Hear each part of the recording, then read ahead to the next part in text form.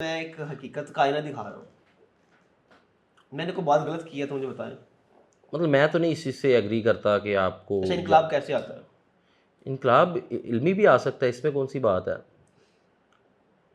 नहीं ये हो है, सकता।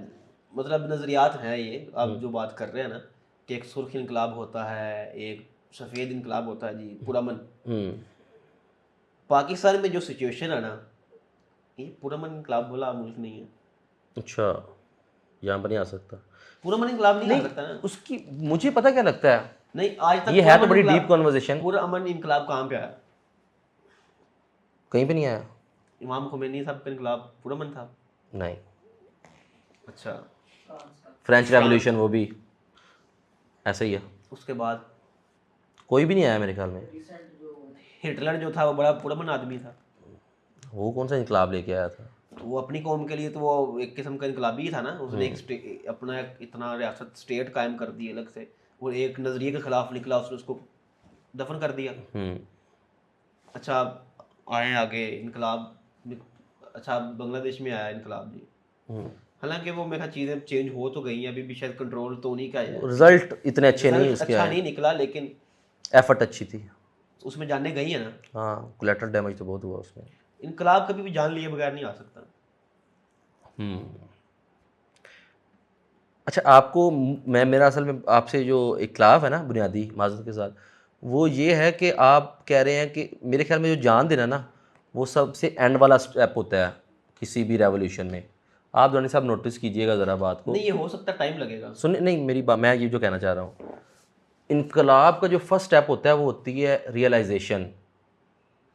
रियलाइजेशन। आप एक रियलाइजेशन के एक फेज़ में जाते हैं, जब आप रियलाइज़ करते हैं चीज़ों को, आइडेंटिफाई करते हैं कि हमारे प्रॉब्लम्स क्या हैं, हमारे साथ ये ज़्यादतियाँ हो रही हैं, ये हमारी महरूमियाँ हैं।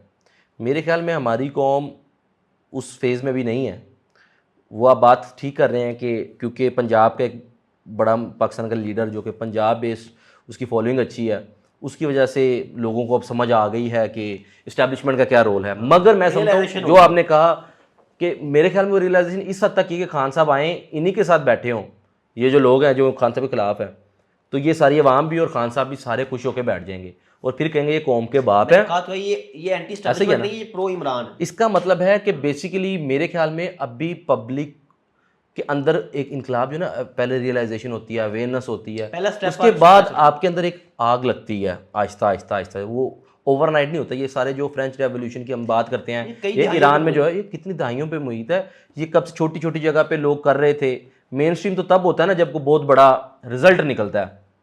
जैसे कल शामी साहब हमारे साथ बैठे थे, वो कह रहे थे कि रिजल्ट देखते हैं लीडर का जो है वो, जो रिजल्ट नतीजा निकाले, उसने किया क्या। तो जिस तरह बर्रिसगीर में है तो कायदे आज़म हमारे हीरो हैं, कायदे आज़म लीडर हैं, लेकिन उससे पहले जो लोगों ने कितनी जानें दी और कितना कुछ, कितनी जद्दोजहद वहाँ पर हुई, लेकिन एंड पे जो है वो गांधी साहब उधर से हीरो निकले, इधर के कायदे आज़म साहब निकले। उससे पहले के जो मुस्लिम लीडर्स हैं या जो हिंदू लीडर्स हैं, सिख लीडर्स हैं, उनका हम उस तरह जिक्र नहीं करते, उनको आइडेंटिफाई नहीं करते। तो अभी पब्लिक की वो मेरे ख्याल में अभी हमारा टाइम ही नहीं आया, हमें रियलाइजेशन ही नहीं हुई कि हमारे असल में हमारा कितना बेड़ा कर